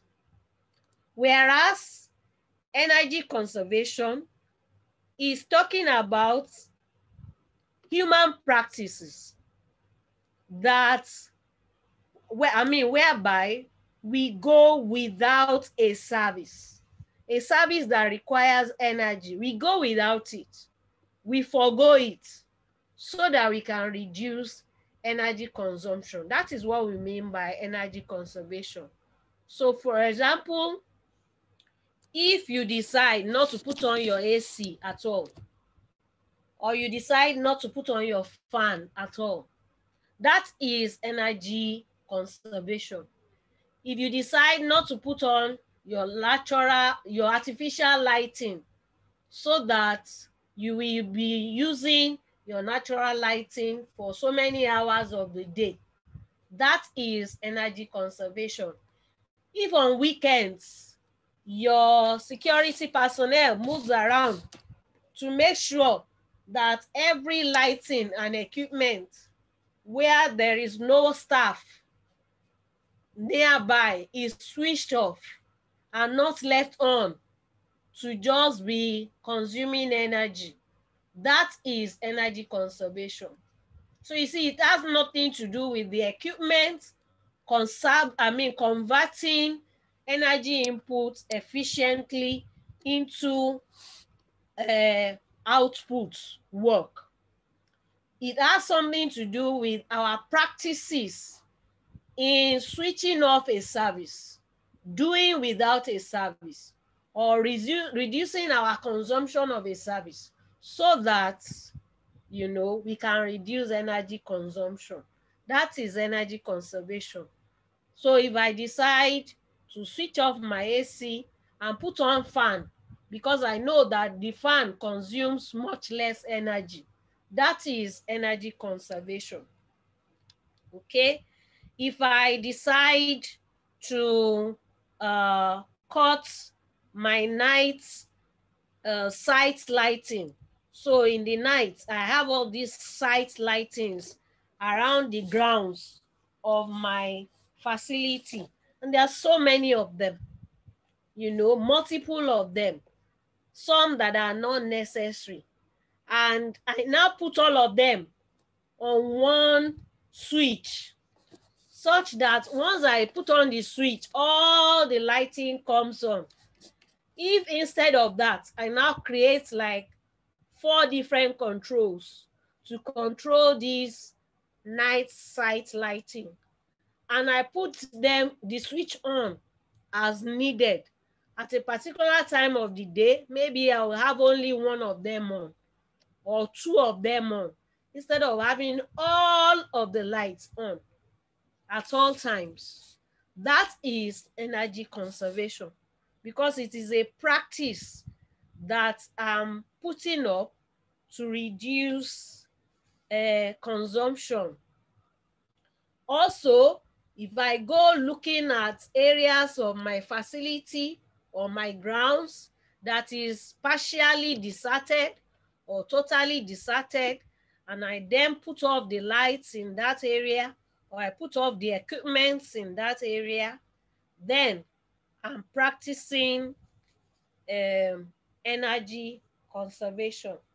So when you leave a room and you switch off the lights there, what you are practicing is not energy efficiency, but energy conservation. Also, if over the weekend or holiday periods, we make sure that the ACs in our offices or the lightings in those offices are turned off, or we use sensor lightings that can turn themselves off. All of that is energy conservation practices, because it reduces, our cost of energy because of those practices that we adopt in reducing energy consumption. So that is invariably what is known as energy conservation as against energy efficiency. Let us quickly look at embodied energy before we go. Some other terminologies that I will give you to go and look at on your own. They are like measures. They are like critical success criteria for energy management in terms of energy conservation or energy efficiency. And that's why it is important that you know them so that you can adopt them in measuring your performance for energy management and energy consumption. So I will mention them and I will leave them to you to go and educate yourselves about them, while we will look at embodied energy before we go. So the first one of the energy management terminologies or environmental sustainability terminologies that you need to look at is carbon footprint. Carbon footprint. You may need to measure the carbon footprint of your organization to know whether or not you are performing well in terms of environmental issues. Another one is carbon rating. You may need to determine the carbon rating of your organization to know whether or not you are performing sufficiently when it comes to environmental sustainability. So look up those 2 terminologies while we take embodied energy before we go. Class rep, I hope I'm still audible to the class. Yes, and you I've are. not just been talking. Okay, so let's look at embodied energy before we go, and that will bring us to the end of this class. Like I said, I will send you some materials, maybe by taking snapshots of benchmarking as a performance measurement process, just for your enlightenment. So if I don't do that in time, please remind me so that I can send it to you through the normal process. What is embodied energy? Embodied energy is the energy consumed in the production process of a product, right from the mining or raw material stage to its manufacture and transportation and assembly on site and its use in operation. Again, embodied energy is the total energy consumed in the production process of a product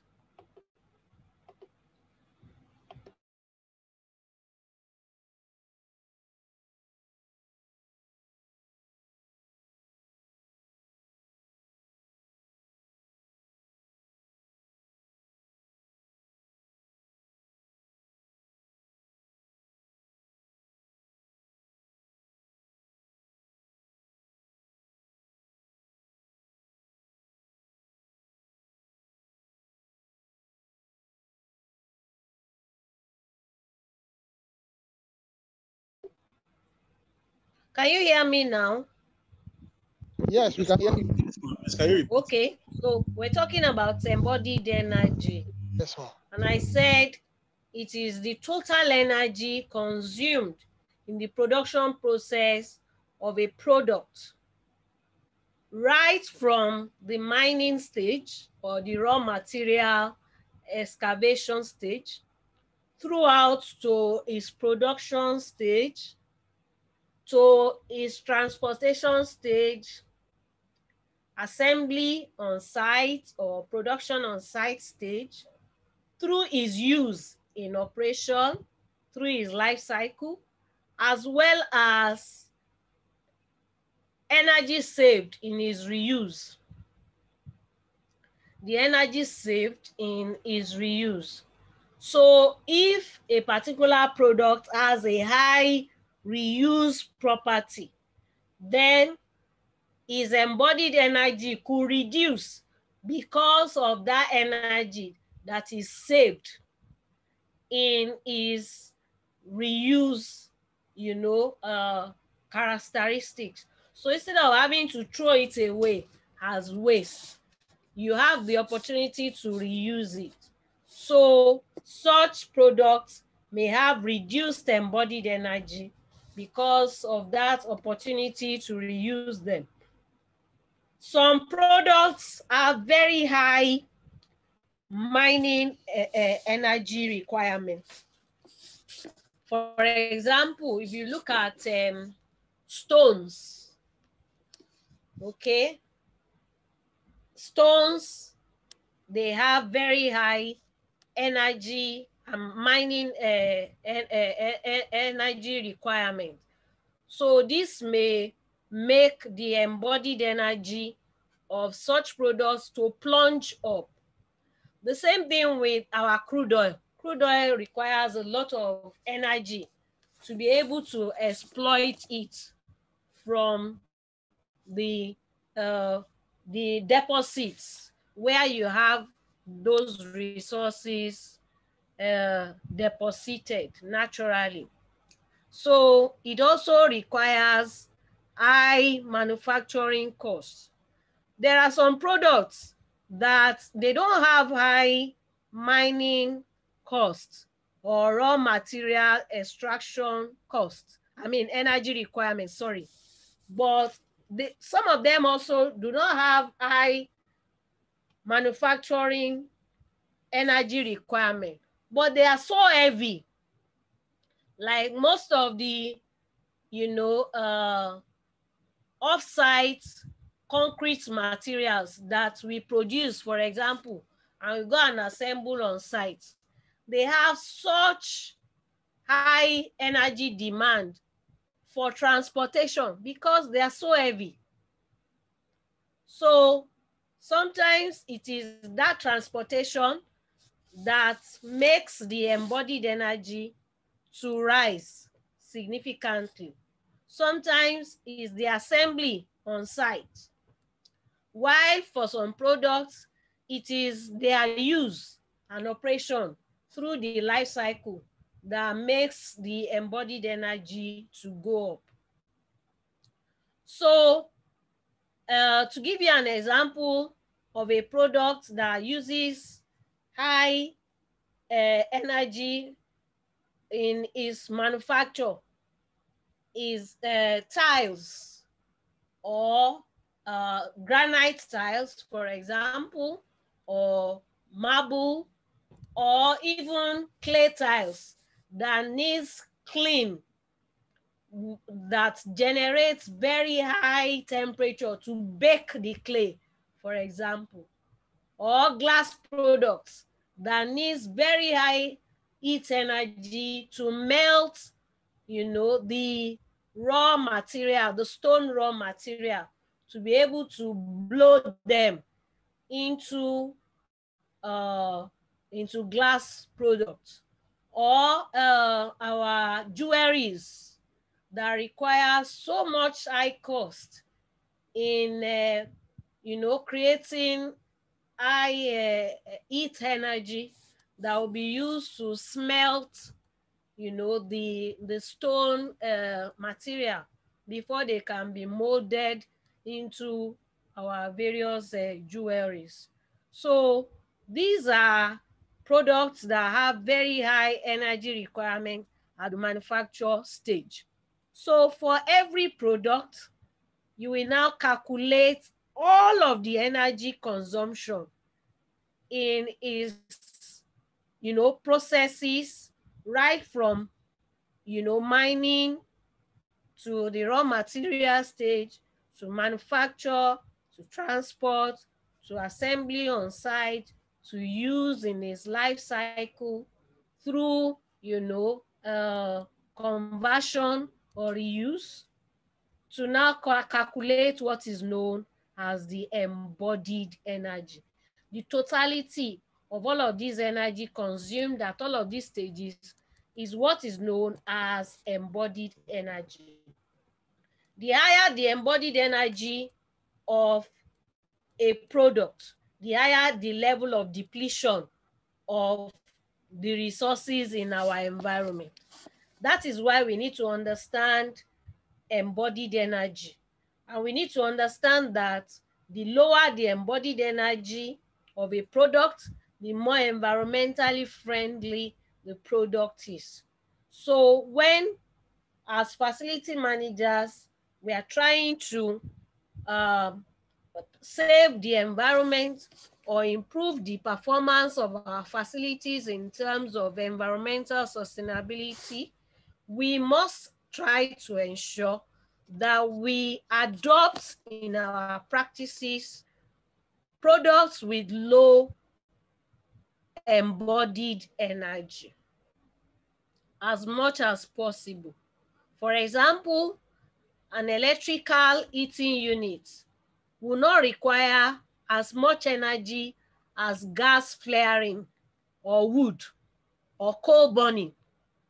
And it has no intrinsic need for energy storage facilities like the ducts and pipes that you will use in the liquid alternatives that you use to power heating systems that use all these alternatives. So the fact that, I mean, this is a good example of where the high energy consumption is in the use stage or operation stage. Okay, so an electric heating system, we use very little power compared to when you are looking at a gas flaring heating system, or an heating system that uses burning of coal or of wood or burning of coal. Because all of these will they will use a lot of energy in converting the heat to provide the burning all of these products to converting them to heat. And they also lose so much of their energy inputs as wasted heat energy. So electric heating is a much better alternative because it has a much lower embodied energy. There's also the issue of needing to transport wood and coal because they are also very heavy. Or if it is liquids that you are using, you also have to transport them, and you need to store them. If it's liquid, inside ducts or pipes. If it is coal or wood, you also have to have a storage space for them. All of this which also consumes energy on its own. So we can see how important embodied energy is.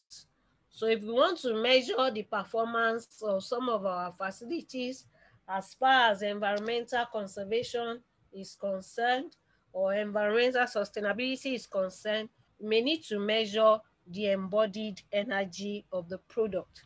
And I remember when I went for my split doctoral program in the UK, in Kent, my industrial supervisor, that was one of the major projects that we had to work on for them. We had to try to calculate the embodied energy, not in absolute terms, but in quality terms for different types of building materials, so that we can now compare them and classify them on the basis of how heavy or low their embodied energy is. And on that basis, they were able to use that information that we derived for them to develop a model that was now guiding developers, particularly Her Majesty's government in the UK, on what materials to adopt in the construction of their buildings and developments and projects that will make them environmentally friendly and sustainable. This model was called the Combi cycle. And myself and Dr. Adewumi, who now lectures in a university in South Africa, Witwatersrand University in South Africa, were very, very instrumental to calculating the embodied energy of all those numerous building materials to be able to develop that model that is now being used till today by my industrial supervisor as a consultant to Her Majesty's government and some other private establishments who wish to be more environmentally friendly in their projects and in their processes.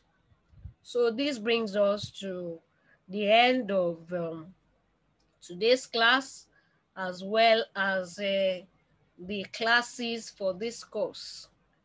And I hope that my classes have been very, very useful and very educating and informative to the members of the class, and that I've been able to pass to you sufficient skills that will help you in your various practices, and that you will adopt all of these skills in projecting the course of facilities management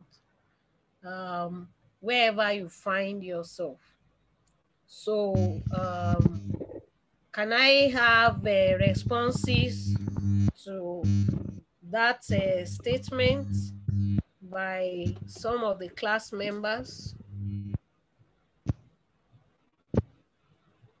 Do you have responses or observation to the course and the classes generally.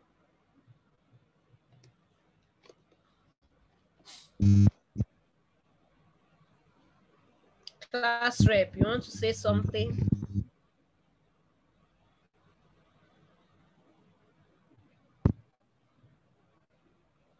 Class rep.